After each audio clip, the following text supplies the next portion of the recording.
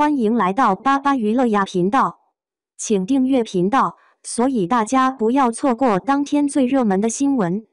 我们今天的时事通讯包括以下内容：程毅怎么都想不到，当初身边的小跟班，如今已和他平起平坐。如果拿现在的陈晓和程毅来比的话，会发现两人的发展已是天差的别。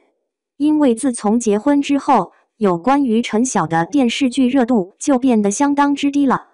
尽管和李沁进行合作，也没有办法把自己的作品推向一个高度，反而还被全网吐槽。而程毅的话就不一样了，在古装领域已经凭借自己的精湛演技闯出了一条新的赛道。之所以会拿这两人进行比较，是因为在这之前，程毅在他面前没有任何的地位可言，就是一个不起眼的小透明，外人都把他称之为小跟班。只是没想到时隔多年再来看，会发现这个不起眼的小透明，竟然已经成为了娱乐圈不少古装导演心中的香饽饽，站上万众瞩目舞台，改写命运。在流量还没有那么多的时候，程毅从来没有想过有一天自己竟然能够成为坐拥百万粉丝的明星，更没有想过自己还有机会去到一些重要红毯。因为那时候的他需要想尽一切方式去讨好其他的演员。在去年世界大会举办的时候，程毅也受邀去到了这一场活动。来到活动现场，他给人的感觉就是非常的真诚，并且对待现场的工作人员也相当的有礼貌。只不过由于在这之前并没有参加过这一些重要的活动，所以可以明显看出他还是有稍微的紧张的。等到颁奖典礼开始的时候，主持人也把话筒交到了程毅的手中。这时候的他也觉得自己这一路走来确实经历了很多，所以也决定把自己经历的事情分享给大家。同时也提到了未来的自己一定会创造更多优秀作品。这句话在听到这句话的时候，台下也响起了热烈的掌声。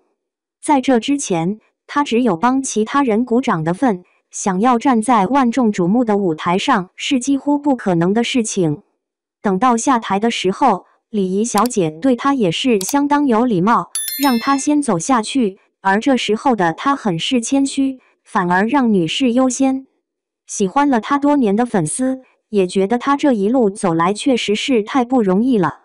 毕竟之前和陈晓在合作的时候，他只有看着他人享受镜头高光的机会，对于自己的话，他从来没有想过自己有一天竟然也能够成为这些导演眼中的实力派演员。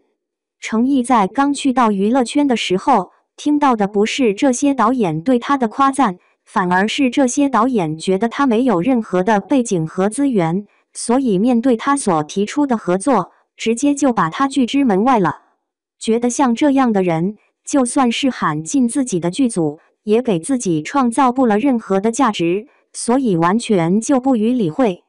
为了能够让自己在镜头面前有露脸的机会，他也决定放下尊严，和这些导演进行百般的哀求，希望导演能够给自己一次机会。或许是被他的这种行为打动了，又或者是觉得他只是一个不起眼的小角色，加进去也无伤大雅，所以就把王的女人陈晓身旁书童的角色给到了他的手中。这个角色露脸的机会不是很多，而且他站在陈晓的旁边也没有任何存在感，但对于这个为数不多的戏份，他相对来说还是比较重视的，对自己的每个表情都进行了深入的了解。那时候的他从来没想到有一天自己竟然也能拥有和陈晓平起平坐的机会。轻舟已过万重山，和他人平起平坐。现在再来看的话，会发现有关于陈晓演技登上热搜的消息会屈指可数。几乎每一次登上热搜都是他和妻子的感情，尤其是在早几个月，有关于两人离婚的消息也闹得沸沸扬扬。甚至还有不少人觉得他和赵丽颖很有可能兜兜转转，还会走在一起。只是没想到两人这样做，似乎是为了通过炒作，让两人拥有更多的热度。毕竟自从结婚之后，两人就如同淡出了江湖一样，没有名气就没有收入。为了收入，两人或许也想到了炒作恋情的方式。对于感情方面的事情，程毅一直秉承的态度就是不愿意让大家知晓，因为他觉得个人的生活应该和工作就此分开，不应该让两者相互影响。也正是他有着这种想法，所以有关于他负面的消息真的是屈指可数的。大家所提到的都是他精湛的演技，比如说在莲花楼里的表现。作为这部古代武侠剧的主角，程毅对这个角色是相当重视的。为了能够把主角的那种年少轻狂给演绎出来，他开始对这部剧本进行反复的研究。他成功做到了，只需要一个眼神，就把主角心中的那种锋芒不露给体现了出来。也正是因为程毅把这个主角塑造的实在是太成功了，所以观众在观看这部剧的时候，感觉自己真的很难以走出来。哪怕是现在都有不少人怀念《莲花楼》这部剧。通过这部剧，他还成功受邀去到了尖叫之夜的现场，并且从位置的摆放就可以看出来，主办方对他究竟有多么重视，把 C 位给到了他的手中。再次见到陈晓的时候，他不再是卑微的书童，反而能够和他同起同坐了。两人在聊天的时候也回忆起了过去的事情。他知道之前自己和陈晓在合作的时候，名气不是很大，但他从来没有想过要另类对待自己，所以再次见面，两人的关系也是相当不错的。之所以早些年他没有办法火起来，首先就是背后确实没有什么资源，其次就是穿衣打扮给人的感觉就是太过于老气了。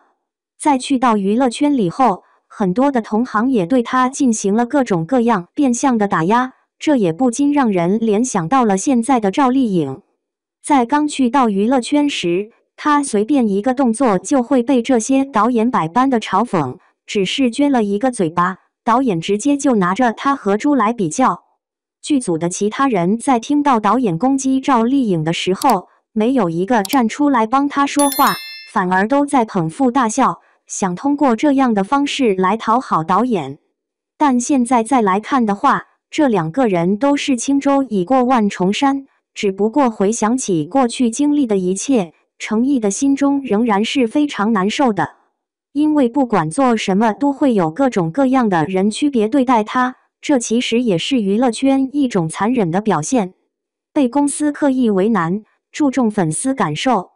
在长安诺开拍的时候，程毅不明白自己明明也是这个剧组的演员，为什么连开机红包都没有给到自己手中？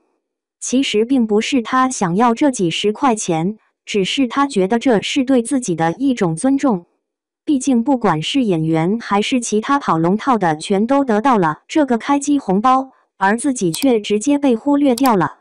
这样的事情已经不是第一次发生在他的身上了。当年在青云志发布会现场，他也兴高采烈来到了舞台上。